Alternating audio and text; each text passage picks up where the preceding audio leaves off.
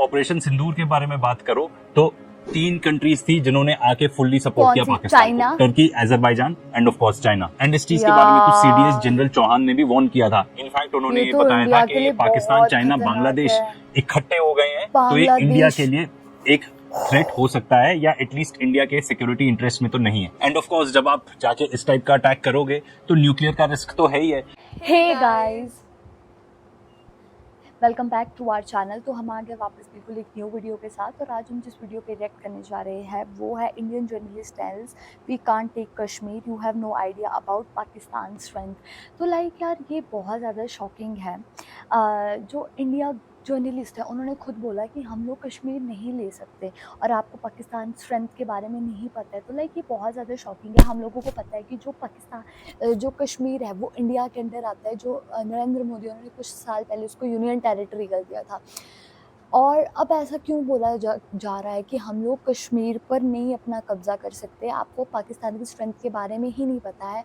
तो लाइक ये क्या पाकिस्तान के जो पार्ट हिस्से में जो कश्मीर आया है उसके बारे में कर रहे हैं, कि जो इंडिया के हिस्से में आया है उसके बारे में बात कर रहे हैं।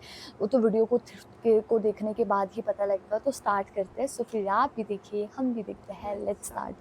पाक ऑक्यूपाई कश्मीर आपने दिया था, मगर लेने का काम भारतीय जनता पार्टी की सरकार ही करेगी। पाकिस्तान ऑक्यूपाइड कश्मीर अगर आप नहीं लेंगे तो कब लेंगे? You been talking of taking PoK, please take it.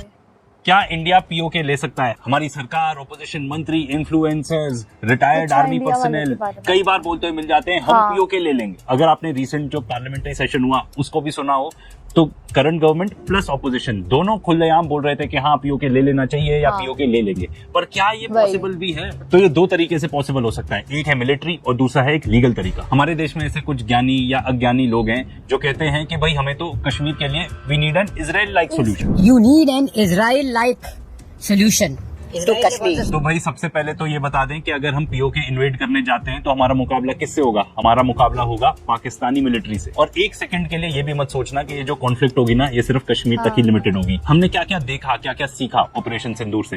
सबसे पहले वी लॉस्ट जेट्स, चाहे 3 जेट थे या 5 जेट थे, ये तो अब ओपन में ही है। जब हमारे सीडीएस आके ये एडमिट कर सकते हैं कि भाई जेट्स लूज हुए थे, तो हाँ डेफिनेटली लूज हुए थे।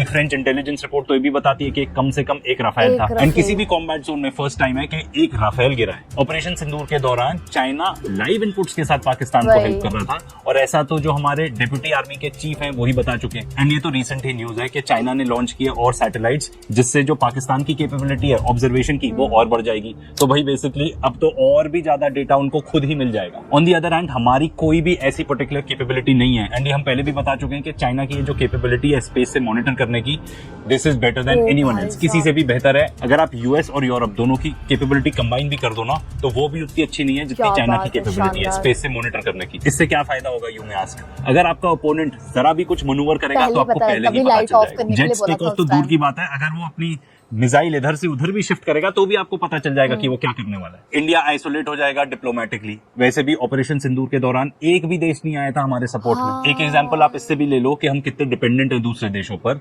कि फ्रांस ने हमें राफेल का सोर्स कोड ही नहीं दिया। इससे क्या फर्क पड़ता है? जो हमने ऑपरेशन सिंदूर के दौरान देखा कि भाई अगर सॉफ्टवेयर में आप हल्की भी ट्वीक नहीं कर सकते हो, तो अगर आप कोई अपने और वेपन्स लोड करना चाहते हो उस पर्टिकुलर एयरक्राफ्ट में, पॉसिबल ही नहीं है। एंड ये हमारी एक बहुत ही बड़ी लिमिटेशन थी ड्यूरिंग ऑपरेशन सिंदूर। एंड देखो अगर आप इतना बड़ा मिलिट्री कैंपेन चलाने वाले हो तो आपको सारे देशों का जितने भी आप ले सकते हो अपने सपोर्ट में उनको लेना जरूरी है। और हमारे केस में तो खास तौर पे, क्योंकि हम हार्डली कुछ चीजें इन हाउस बनाते हैं। एंड इसी एग्जैक्ट टॉपिक पे हम वीडियो भी बनाने वाले हैं, तो सब्सक्राइब करना मत भूलना। इनफैक्ट हमारी जो ब्रह्मोस मिसाइल्स है ना वो भी इंडिया और रशिया का जॉइंट वेंचर ही है। तो अगर मान लो रशिया कह देता है कि भाई आप ऐसी टाइप की हरकत करने जा रहे हो, हम इसके सपोर्ट में नहीं है, तो हम क्या करेंगे?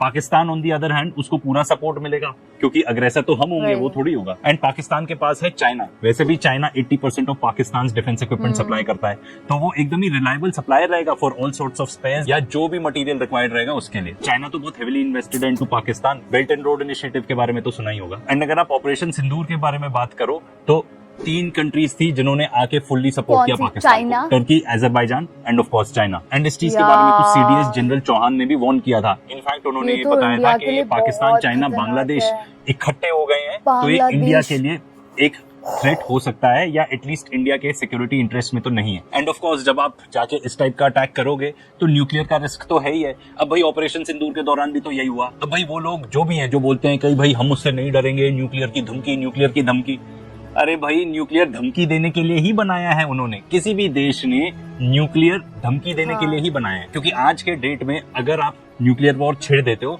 तो it is mutually assured destruction, 100%, सभी कुछ खत्म है। तो वो डेटरेंस के लिए ही बनाया गया है न्यूक्लियर वेपन, ठीक है ना। या अगर आपको इस टाइप की भाषा यूज करनी है कि धमकी देने के लिए बनाया गया है, तो हाँ भाई उसी के लिए बनाया। पर ऑपरेशन सिंदूर के दौरान तो आप न्यूक्लियर छोड़ो, इनफैक्ट कन्वेंशनल वॉरफेयर में भी हम उनसे हार ही गए थे, हम उनसे पीछे थे 100%। आप चाहे एग्री करना चाहो या नहीं करना चाहो, पर अगर इस टाइप का इंटरवेंशन होता है कि हम जाके पीओके ले लेंगे, तो जो वॉर होगा ना, इंडिया ने कभी ऐसा वॉर देखा ही नहीं होगा, 100% गारंटीड। इतना ब्लडी होगा, सिविलियन मिलिट्री कैजुअलिटीज इतनी ज्यादा होंगी आप सोच भी नहीं सकते, इतनी तबाही मच जाएगी। एंड ऐसा थोड़ी है सिर्फ कश्मीर के आसपास ही बम फूटेंगे। देन अगर वॉर है देन सब कुछ लेजिटिमेट है, दिल्ली पे भी बम फूट सकता है, कहीं भी बम फूट सकता है। एंड ये आपने ऑपरेशन सिंदूर के दौरान देख ही लिया होगा ना। एंड सबसे इंपॉर्टेंट बात, क्यों जीरो चांस है, zero of any military success. Certain part of PoK तो चाइना के पास ही है, तो क्या हम चाइना से भिड़ जाएंगे? वो भी एकदम हेड ऑन। हम अफोर्ड ही नहीं कर सकते भाई, चाइना एकदम अलग लेवल पे है, वो तो यूएसए को मार दे सकता है, इस लेवल पे है वो, क्योंकि वो हमसे हर चीज में आगे हैं। वो अपनी सारी चीजें खुद बनाते हैं, उनके जो फाइटर जेट्स हैं वो, उनके पास 5th जनरेशन फाइटर जेट है जो खुद मैन्युफैक्चर करते हैं। हमारे पास तो हम एक जेट इंजन तक खुद नहीं बना पाए। स्पेस टेक में वो लोग इतने आगे हैं, मैंने आपको ऑलरेडी बता ही दिया उसके बारे में। एआई में इतने आगे हैं, उनके पास जो मिसाइल्स का आर्सनल है वो भी हमसे बहुत ही ज्यादा सुपीरियर है। एंड हम कहाँ हैं उनके आगे? ऑनेस्टली बिल्कुल भी नहीं है। उनके पास तो 2 साल में एक आर्मी ऑफ रोबोट्स तैयार हो जाएगी, तो रोबोट लड़ने आएंगे। दैट इज ऑफ कोर्स अगर हम कभी भी ऐसा सोचें या डिसाइड करें कि ऐसा हमको कुछ मिलिट्री एक्शन लेना है, पीओके लेना है, तो our country will be doomed, इसके बारे में कोई दो राय नहीं है। देखो इजराइल अफोर्ड कर सकता है ये सब करना, क्योंकि वो अटैक डॉग है वेस्टर्न एलाइज का, ठीक है ना। वो बना ही इस चीज के लिए, एंड वो बेसिकली एक्सटेंशन है of US empire, and last phase है कॉलोनाइजेशन का। एंड इसी वजह से उसको सारे वेस्टर्न एलाइज सपोर्ट करते हैं। इसीलिए इंडिया और इजराइल का तो कोई कंपैरिजन ही नहीं है, मत करो, दोनों देश बहुत ही अलग है। अब ये तो बात हम मिलिट्री की कर रहे हैं, डिप्लोमेटिकली आप सोचो क्या होगा।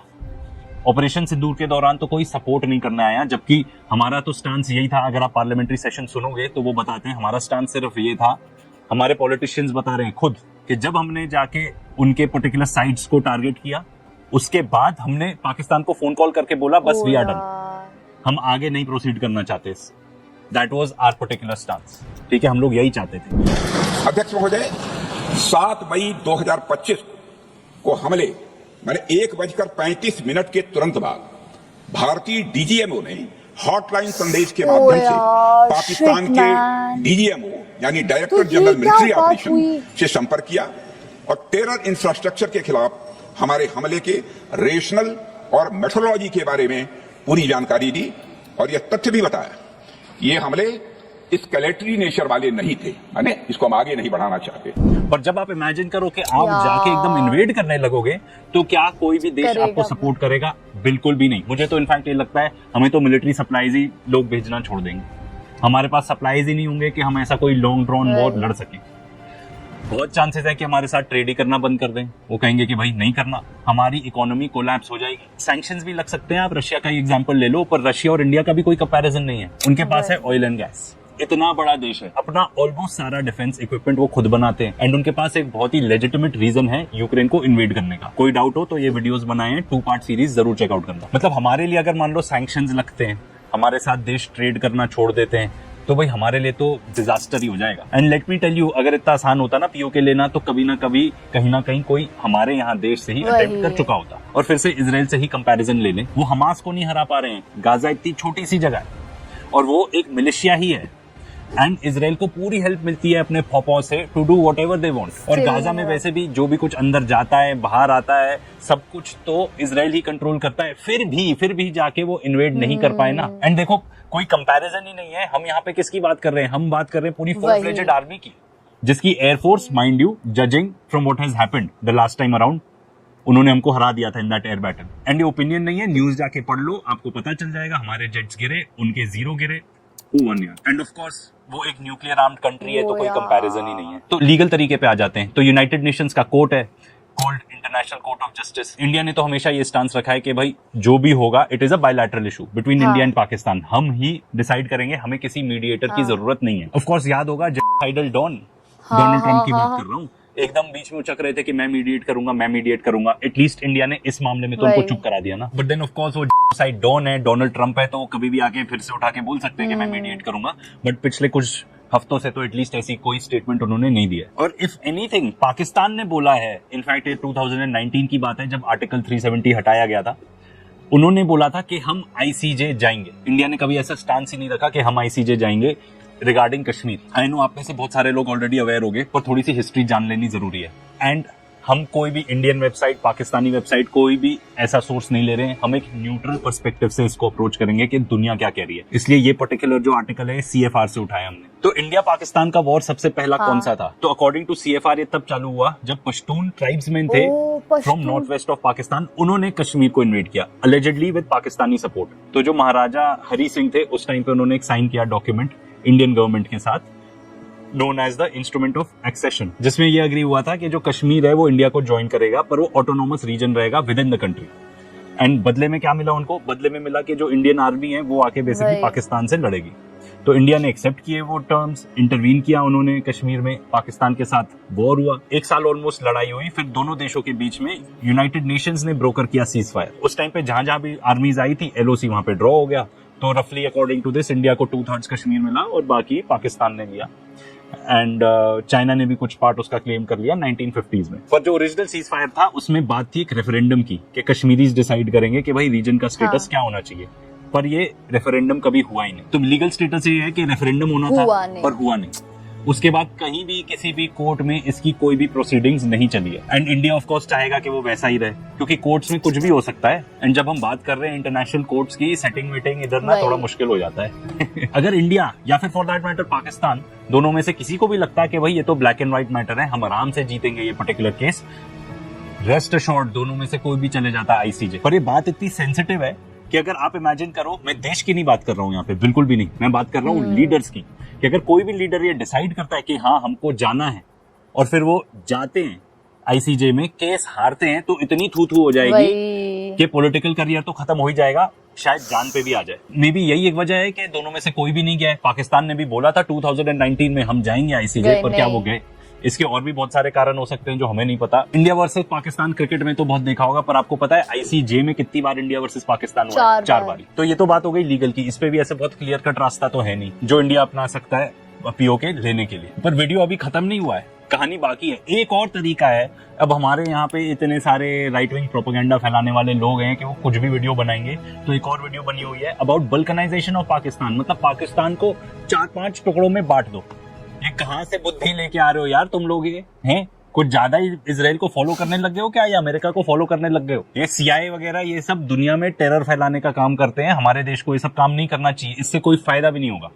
ये लिटरली वीडियो इतनी इंटरेस्टिंग थी, और जो ये बंदे हैं वो इतने अच्छे से मतलब एक्सप्लेन करते हैं चीज़ों को जिसका कोई हिसाब ही नहीं है। उन्होंने सबसे पहले एक्सप्लेन करा है कि यार इतना आसान नहीं है पाकिस्तान को, मतलब कि जो पाकिस्तान का POK है उसको अपना क्या मैं कह रही हूँ, पाकिस्तान का POK का कश्मीर है उसको इतना ईजी नहीं है मतलब कि अपने अंडर लाना, क्योंकि जो पाकिस्तान है वो बहुत ज़्यादा स्ट्रॉन्ग है। और उन्होंने अभी एग्जाम्पल दिया ऑपरेशन सिंदूर का। उन्होंने बोला कि जब ऑपरेशन सिंदूर हुआ तो इंडिया का सपोर्ट किसी कंट्री ने नहीं किया, और जो कि बात फैक्ट है। और जबकि पाकिस्तान का जो खुला सपोर्ट कर रहा था मेन है चाइना, वो कर रहा था। अमेरिका को चाइना मतलब कि टक्कर दे सकता है, इतना बड़ा देश अगर पाकिस्तान को उस टाइम सपोर्ट कर रहा था, तो आप सोचिए कि पाकिस्तान कितना ज़्यादा पावरफुल है। और इस वीडियो से तो हम लोगों को लिटरली एकदम मतलब कि हम लोग खुद भी शॉक्ड हो गए और कहीं ना कहीं डर भी गए कि यार सही में पाकिस्तान ने तो बहुत ज़्यादा डेवलपमेंट कर दी है इस टाइम। एग्जैक्टली जैसे इन्होंने बताया कि yes we lost jets and we agree on that part. And हमें पता है कि पाकिस्तान डे बाय डे बहुत पावरफुल होता जा रहा है, बिकॉज चाइना बहुत सपोर्ट कर रहा है उसे, एंड उसके सैटेलाइट्स है जो उसने लॉन्च किए हैं, और बहुत ही ज़्यादा कैपेबिलिटी बढ़ चुकी है पाकिस्तान की। एंड मतलब इस बंदे ने हमें पूरा कड़वा सच बताया, but yes he is the greatest man, because उसको करेज चाहिए इतना सब कुछ सच बोलने का, वो भी पब्लिकली। वही तो गाइस, यही था हमारा रिएक्शन। आप लोगों को कैसा लगा प्लीज़ कमेंट करके ज़रूर बताइएगा। अगर अच्छा लगे तो प्लीज़ इस वीडियो को लाइक करिए, शेयर करिए, कमेंट करिए। और अगर इस चैनल पर न्यू हो तो सब्सक्राइब करिए। बाय। बाय।